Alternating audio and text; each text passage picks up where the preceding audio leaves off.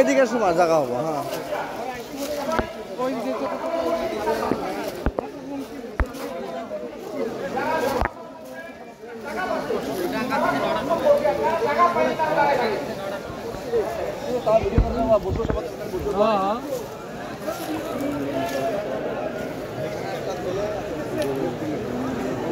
ওইদিকে আসলো জায়গা।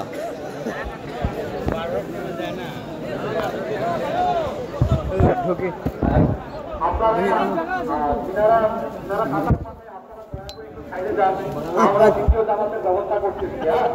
আপনারা জায়গা পান নাই, আপনারা সুন্দরভাবে আপনাদের জন্য আমরা দ্বিতীয় জামাতের ব্যবস্থা করতেছি।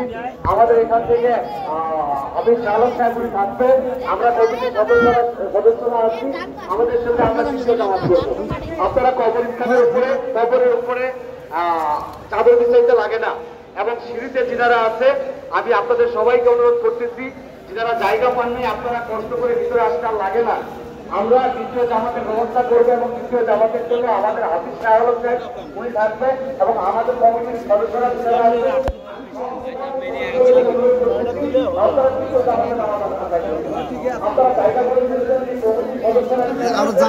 সামনে বড় সামনে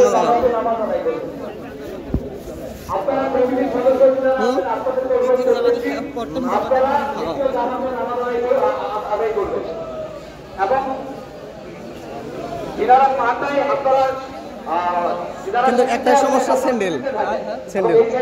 স্যান্ডেলটা এই জায়গায় ঠিক আছে।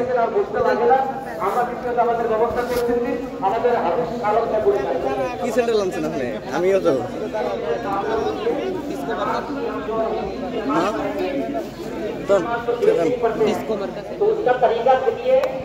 চলেন সামনে চলুন।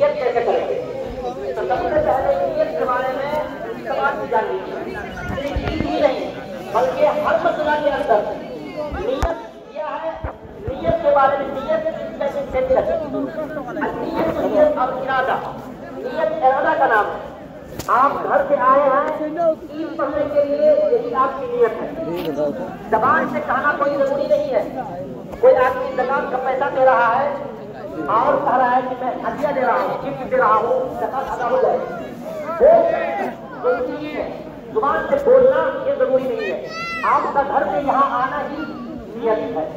तो नियत का मतलब बिल्कुल ईजी है, आपका आना ही नियत है कि अल्लाह हम तमाम के पीछे जगह से ना और तरीका क्या है इसकी नमाज पढ़ने का, नमाज पढ़ने का तरीका अच्छा दिया है, बहुत आसान तरीके से।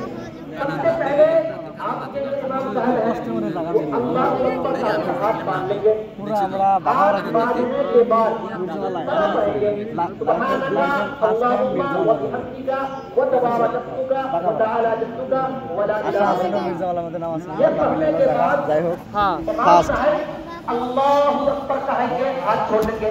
যাই হোক, আরেকটা ভাই আসবেন হচ্ছে, খুব আশা করি হচ্ছে অল্প জায়গায় একটু বসবেন দিন। হ্যাঁ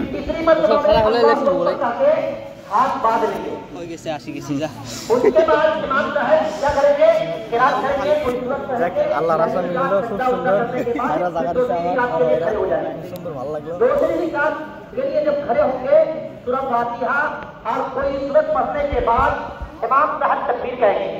क्या तकबीर? अल्लाहु अकबर, हाथ छोड़ देंगे, मुक्तदी भी इसी तरीके से अल्लाहु अकबर, हाथ छोड़ देंगे, मुक्तदी भी इसी तरीके से, दो तरीके से मतलब अल्लाहु अकबर। আল্লাহর কাছে আশা আছে মিজানুল্লাহ নামাজ পড়বো মিলে যাবে। चौथी दफा में चले जाएंगे रुकू के।